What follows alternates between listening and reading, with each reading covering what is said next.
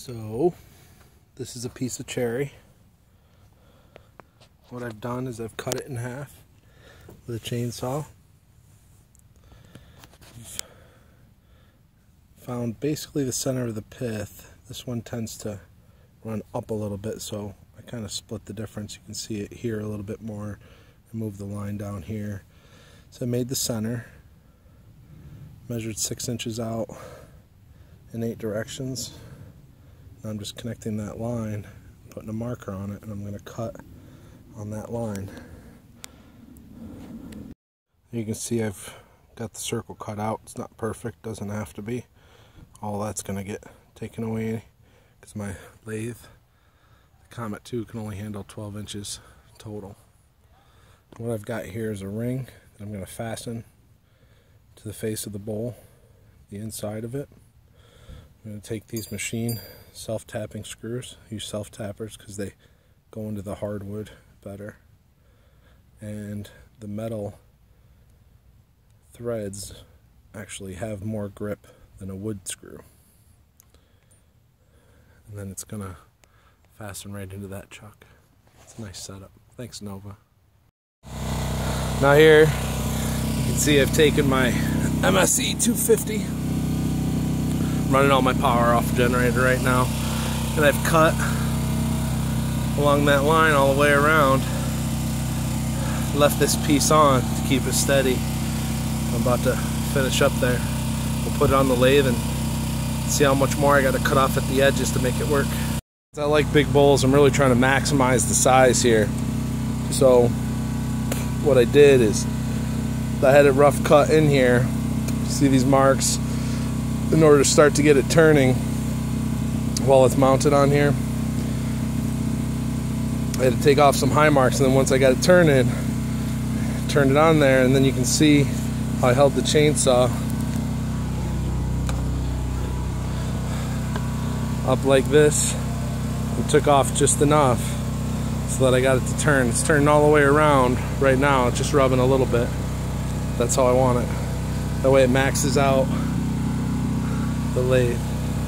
The thing I really take into account, I learned from somebody, is you really want this bark to be straight so that the bottom of your bowl, the grains are symmetrical and they align and everything looks good. And that doesn't necessarily mean where you cut it is good. This one just so happens to be pretty lucky. It looks pretty good. I'm gonna go with it. Last one turned out pretty good too. I pulled the tailstock up to it, helped steady it a little bit, turn the speed down, the belt. This has got a little variable drive down here. I'm going to turn it all the way down.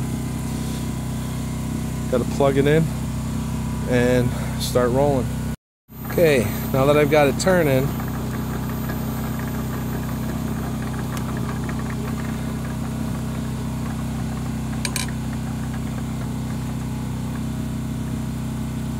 you can see I'm starting slow. I'm working my way out, knocking chunks of bark off as I go. Those things, if you go too fast, they'll end up catching you in the face, and it's real tough going into something rough that's really uneven like this. So what you do, or what I like to do, is give myself a nice smooth part, and I'll just work my way out, work my way out, work my way out.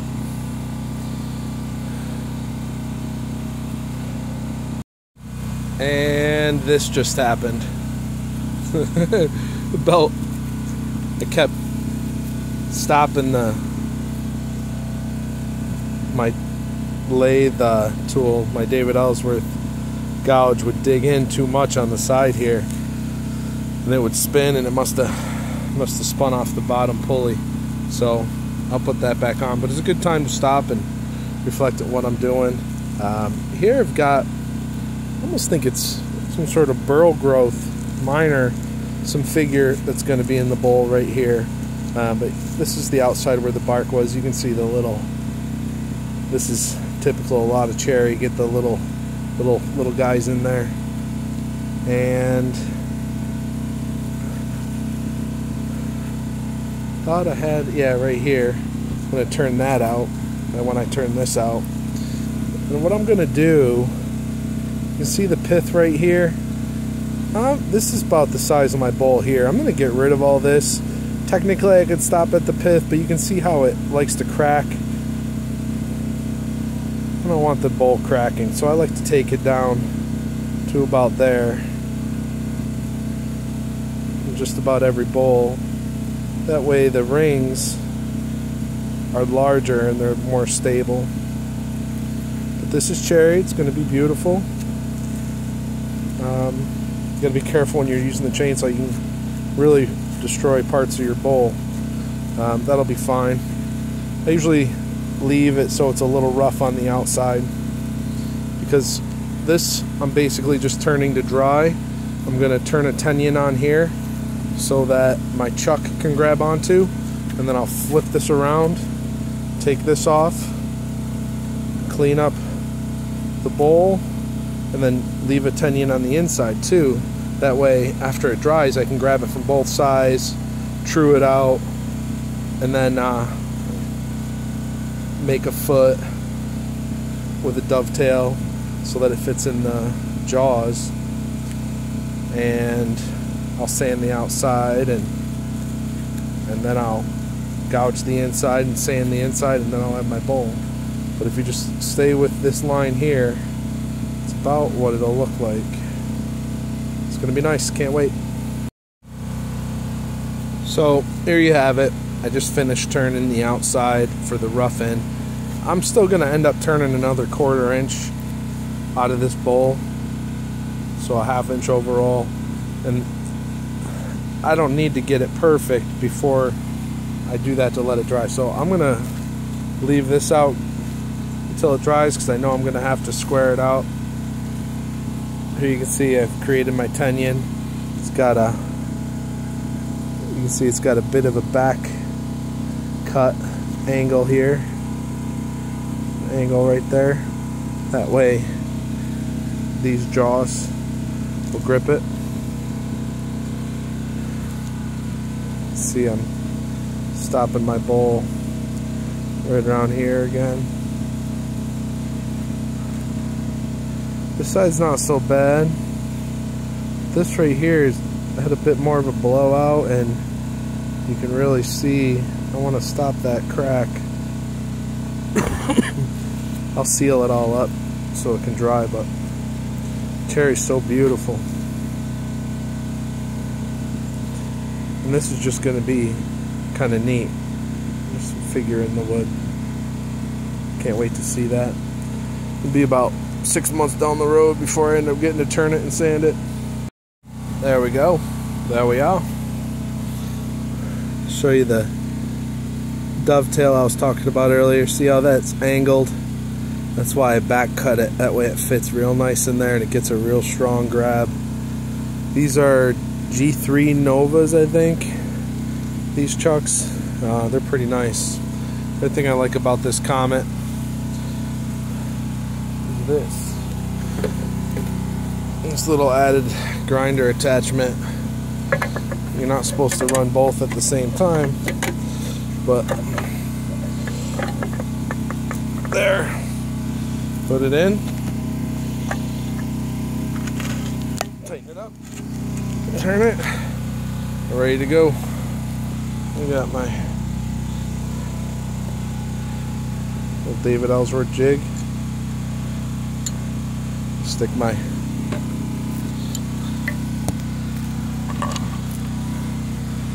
my tool, measure it 2 inches out,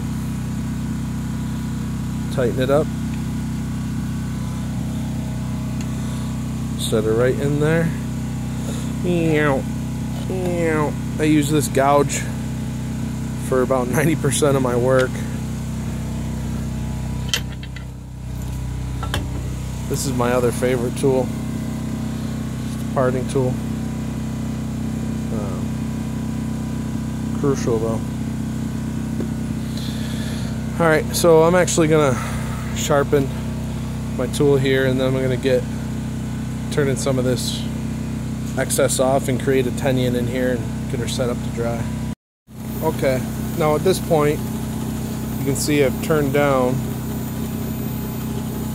to that edge that I said that I wanted to keep. turn away the stuff that I don't want, and then I'm starting to work my way in. This is still really rough surface over here because that's from rough chainsaw.